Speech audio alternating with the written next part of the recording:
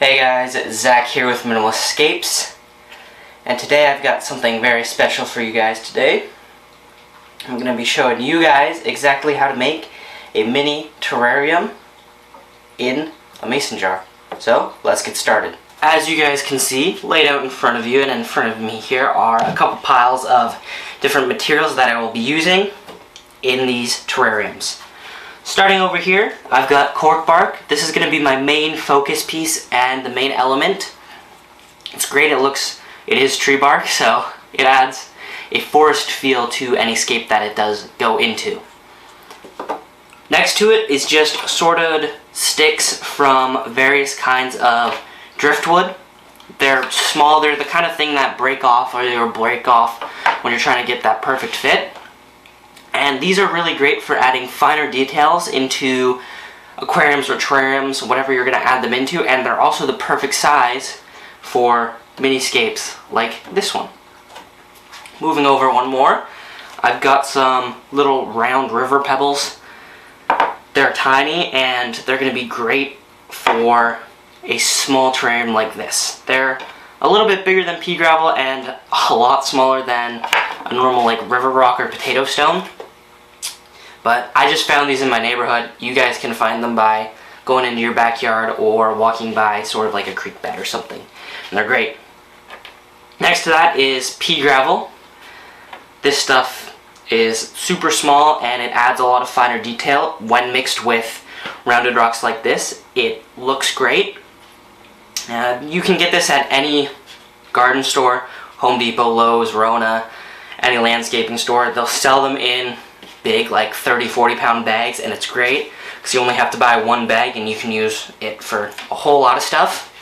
The only downside is that you do have to rinse it off. Be careful of all the kind of grimy stuff that'll build up. Moving on to my last pile here, I've got alder cones and I've got oak leaves. These are the botanicals that I'm going to be adding in after when the scape is finished to add even more details, add a little bit more realism to it. And it's also something that can break down because it is biological materials. It'll break down and it'll turn into nutrients for any plants that I do add in to the terrariums or any plants that you guys want to add in. It's also going to be a source of, especially the oak leaves, a source of food for any inhabitants that you might add in. So in a terrarium, you might add in springtails and isopods.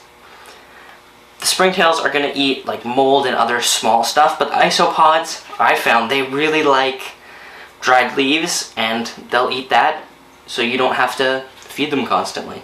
So, with all of this addressed, let's move into the scape. I didn't address this earlier, but before we do start, I just want you guys to take a good look at this. This is just a standard run-of-the-mill mason jar. You can get these from pretty much anywhere, like any dollar store. You can get a big pack of these for like $5 and they're great. And it also does have this lid, which I will be putting on. This is going to seal the terrarium, so it's going to be super low maintenance and it's going to hold water, so you really shouldn't have to mist, and it'll just keep repeating the water cycle and everything in there should thrive. First thing you want to add into a terrarium is going to be the substrate layer. And with terrariums, one thing that you do want to consider is going to be drainage.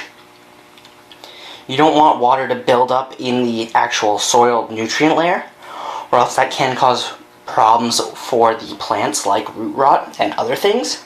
So in order to solve that, I'm just going to take some of my pea gravel here, and I'm just going to put it into the bottom, like so. Basically just dump a little bit in there, and that should be enough, especially on this small scale, that any water that does build up in the bottom is going to have a place to escape to from the soil. Moving on to the actual substrate itself, all I'm going to be doing is keeping it very simple, and I'm just going to add in some topsoil. Right? You can buy these garden centers, or you can just go get some dirt from out in your backyard. Now, I am going to be adding to this is I've added in a small amount of play sand or just sand. This is just going to keep it a little more aerated, and it's also going to make it a little bit, I guess, fluffier and bulk it up. It's also going to allow the water to drain a little bit easier and not sort of swamp down as much. So let me add this in. Now you guys can see I've added in my substrate. It's not a very deep layer. It's very thin right now, but it is sloped up to the back. This does add a sense of depth and perception to your build. But now, I'm going to be adding in my hardscape, starting with this cork bark. Now, I also did want to leave the substrate layer a little thinner.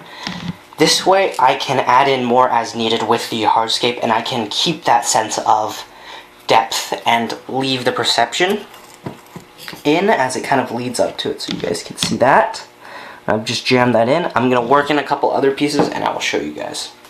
Now, I forgot to mention this earlier, but it's super important that you take your time with your hardscape in any terrarium or aquarium.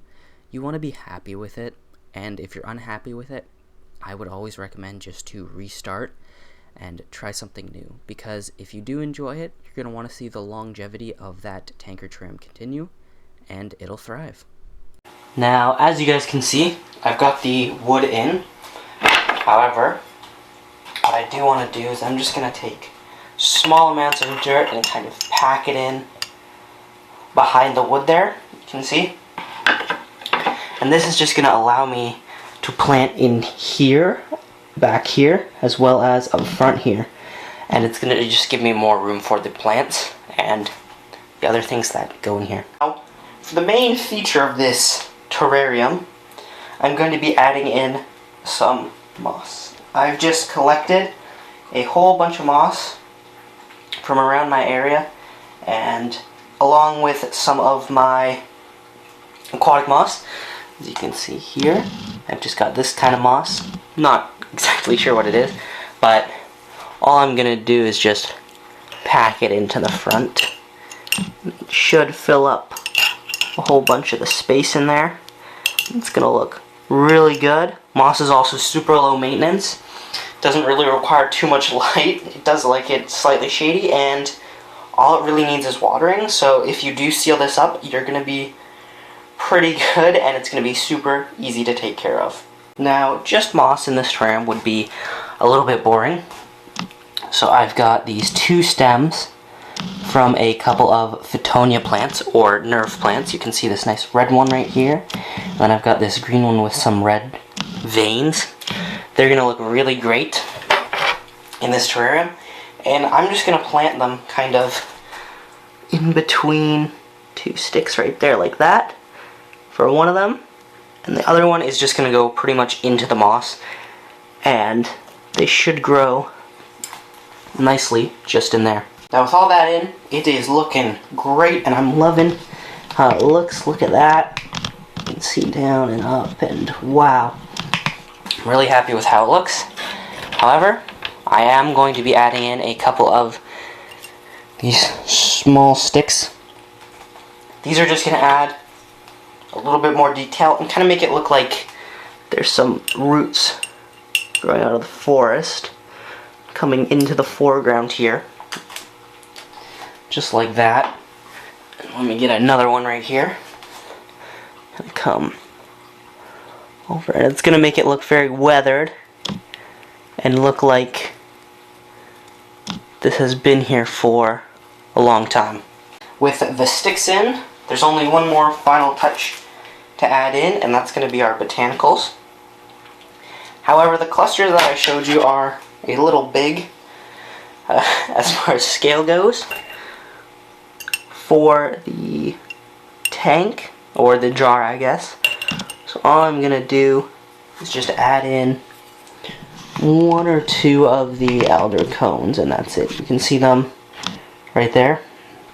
They're really small, and as for the leaf, you know that leaves are too big, so all I'm going to do is I'm just going to move this over.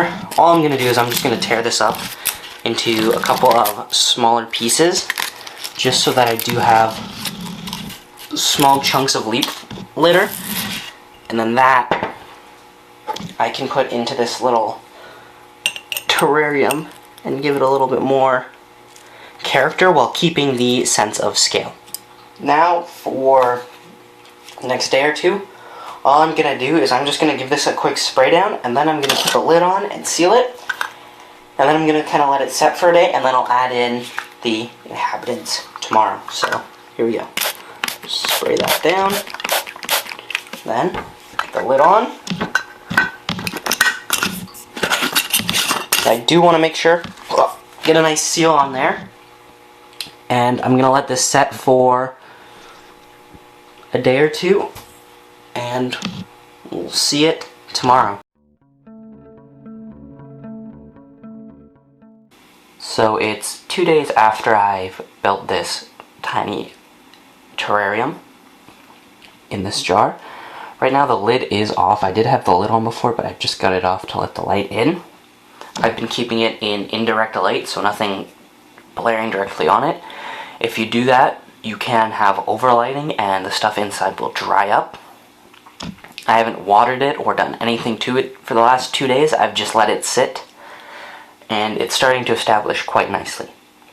Now there are a couple of things that I look for when I do build a terrarium that I'm going to keep sealed for the most part in the first couple of days. So the first is going to be on the sides of the glass, so back here and sort of over here. I've wiped down the front so you guys can see, but there is water starting to condense on the side of the glass. That's really a good sign. It shows me that there's enough water in the terrarium that the water cycle is happening, where it'll condense on the side and then fall back down and water the plants and then repeat that process, which is good. The next thing that I like to do is I like to take a smell from the top of the terrarium anytime I have it sealed for a couple of days. This is just to see if there's any mold or anything being produced, because it will give off a sort of pungent odor and you'll know that something is wrong. Now, I didn't get any of that, so I'm really happy with how this has sort of developed right now. And I'm going to add springtails in probably a week or two, but for the time being, I'm really happy with how this turned out. It's a super easy build, and you guys will probably be able to build something similar to this as well. It doesn't require a whole bunch of materials. Honestly, you can get the jars for really cheap, and it's a great way to bring a little bit of nature into your home. Thank you guys so much for watching. I'll see you guys next time. Peace.